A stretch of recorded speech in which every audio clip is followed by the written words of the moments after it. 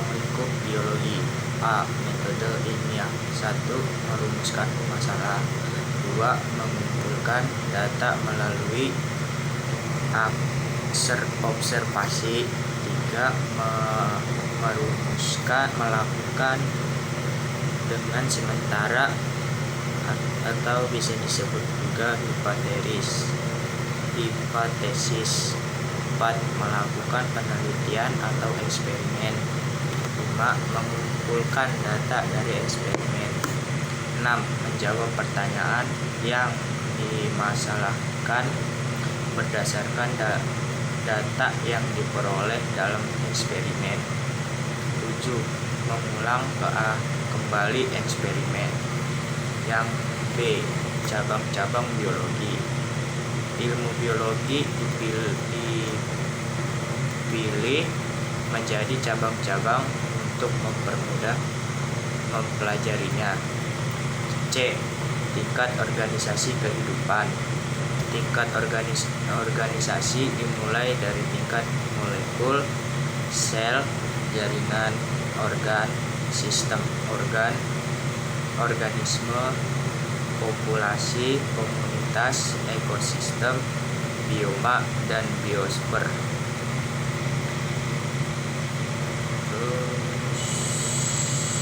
D. Objek permasalahan biologi pada tingkat organisasi kehidupan. Salah satu mempelajari objek biologi adalah observasi. Observasi adalah kemampuan untuk menggunakan penindra tanpa alat atau dengan alat bantu untuk menemukan fakta atau fenomena. E. Manfaat biologi.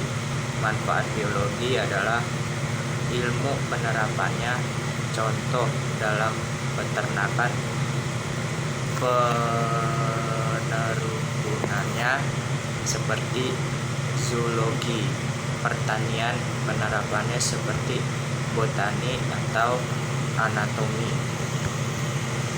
M.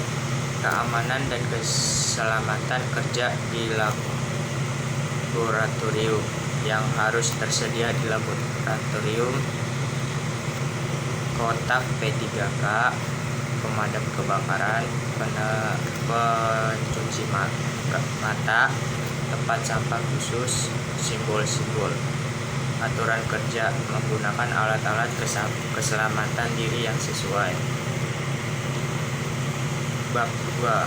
A. Tingkat keanekaragaman hayati. Keanekaragaman hayati dapat pula disebut sebagai keseluruhan genus, spesies, dan ekosistem. Keanekaragaman hayati dibedakan dalam 3 tingkatan. 1. Keanekaragaman genetik. Keanekaragaman genetik adalah keanekaragaman pada makhluk hidup yang muncul dalam ekspresi gen yang berbeda-beda. 2. Keanekaragaman jenis. Keanekaragaman jenis disebut juga keanekaragaman spesies yang menunjukkan banyaknya spesies organisme yang terdapat di suatu wilayah. 3. Keanekaragaman ekosistem. Kondisi lingkungan yang berbeda-beda karena seadanya letak geografis lingkungan tersebut. B. Sebaran keanekaragaman hayati di permukaan 1. Wilayah sebaran makhluk hidup. Zoografi. 1. Zona oriental. 2. Zona Paitartik. 3. Etifin. 4. Zona Nearktik. 5. Zona Neografika. 6. Zona Australia Biografi.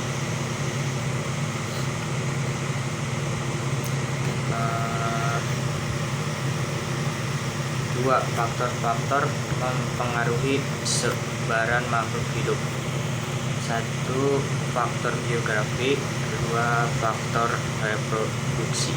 C. Keanekaragaman hayati Indonesia. 1. Keanekaragaman hewan di Indonesia. Persebaran hewan di tingkat daerah Indonesia. 2. Keanekaragaman tumbuhan di Indonesia. 3. Keanekaragaman fungsi dan organisme di Indonesia. 4. Keanekaragaman dalam bentuk di dalam Indonesia. 4. Permanfaatan keanekaragaman hayati Indonesia. Bab 3. Klasifikasi makhluk hidup. A. Dasar klasifikasi makhluk hidup. Klasifikasi makhluk hidup adalah suatu cara memilih dan mengumpulkan makhluk hidup dalam golongan atau unit tertentu, dan cabangnya adalah taksonomi, yaitu takis atau penyaturan nomia atau metode.